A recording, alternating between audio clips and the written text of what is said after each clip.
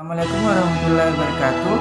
Kami dari kelompok 5 akan memaparkan materi kami yang berjudul Siklus Buku Besar dan Pelaporan.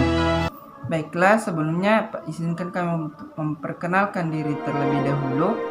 Adapun anggota dari kelompok 5 yang pertama, saya sendiri Irwansyah, Gompitasari, Chandri Gumanurung, Muhammad Faisal, Harmin Haris, dan Muhammad Fadel. Baiklah, kita langsung saja. Siklus buku besar dan pelaporan. Siklus buku besar dan pelaporan terdiri atas kegiatan pengolahan data yang berkaitan dengan proses pemutakhiran rekening-rekening buku besar dan pembuatan laporan yang merupakan ikhtisar hasil operasi perusahaan. Salah satu fungsi utamanya adalah mengumpulkan dan mengatur data dari sumber-sumber seperti setiap subsistem siklus akuntansi yang dijelaskan yang memberikan informasi mengenai transaksi reguler. Bendahara memberi informasi mengenai aktivitas pembiayaan dan investasi. Bagian anggaran memberi jumlah anggaran, kontroler memberi ayat jurnal penyesuaian. Aktivitas buku besar dan pelaporan.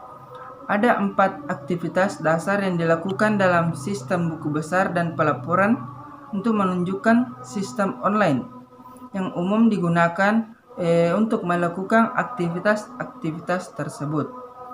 Nah, aktivitas menunjukkan bahwa sebagai tambahan dari laporan keuangan untuk pemakai eksternal, sistem informasi akuntansi menghasilkan laporan untuk pihak manajemen internal juga.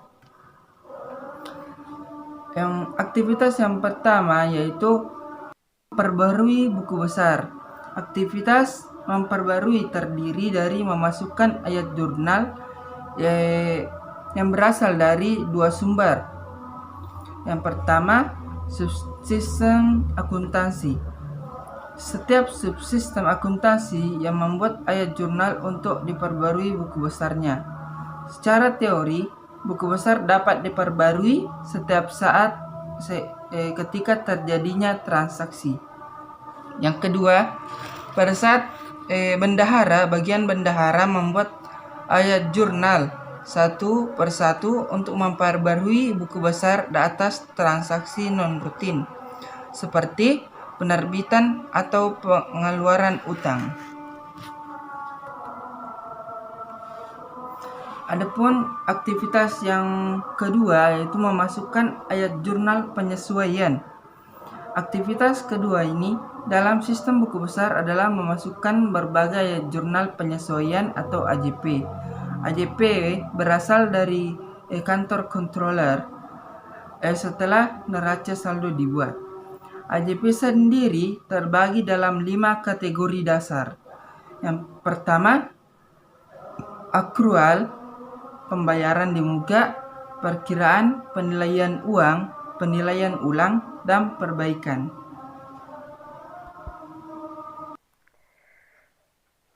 Selanjutnya yaitu membuat laporan keuangan. Nah, untuk aktivitas ketiga dalam sistem buku besar dan pelaporan yaitu adalah membuat laporan-laporan keuangan, di mana laporan laba rugi dibuat pertama dengan menggunakan data dari saldo akun.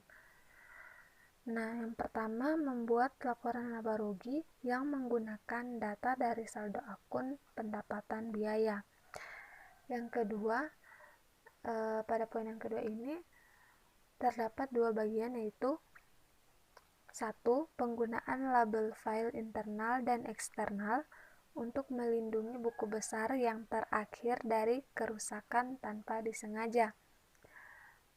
Yang kedua, melakukan pembuatan cadangan buku besar secara rutin.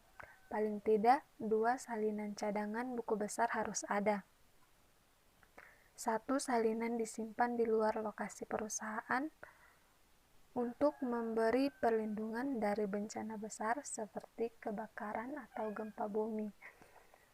Mengapa dikatakan demikian?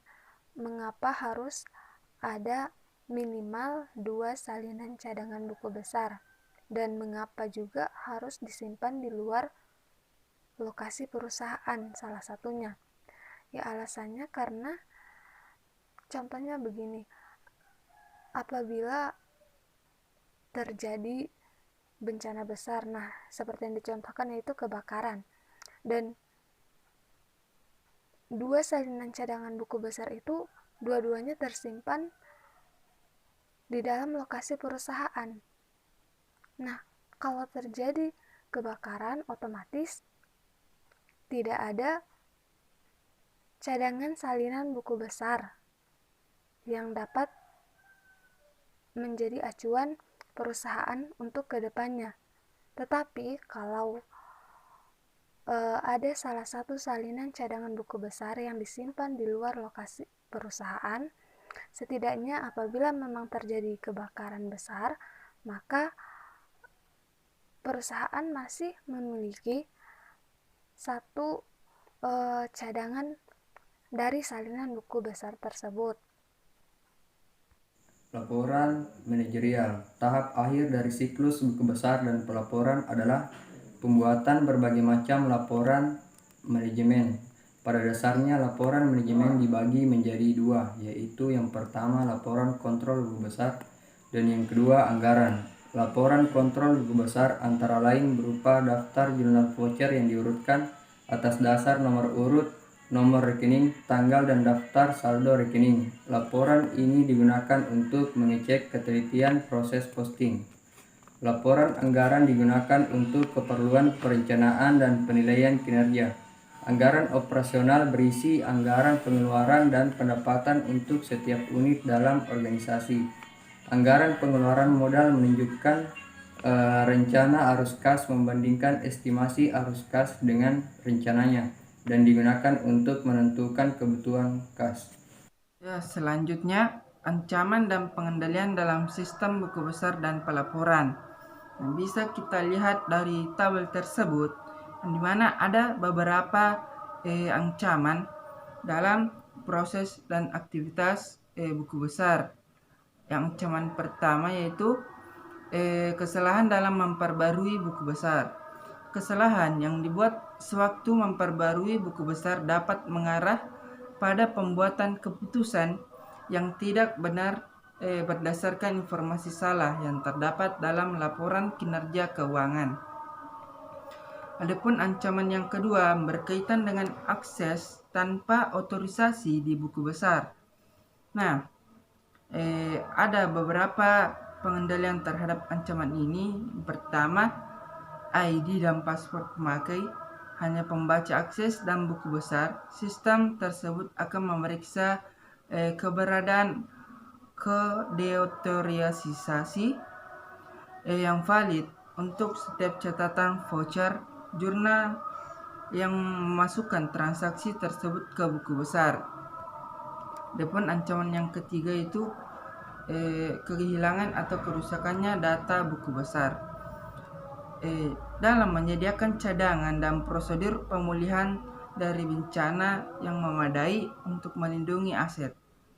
Pengendalian cadangan merupakan hal-hal seperti penggunaan label life internal dan eksternal, melakukan pembuatan cadangan dan buku besar secara rutin. Baiklah, itulah tadi pemaparan dari kelompok 5. Lebih dan kurangnya mohon dimaafkan. Assalamualaikum warahmatullahi wabarakatuh.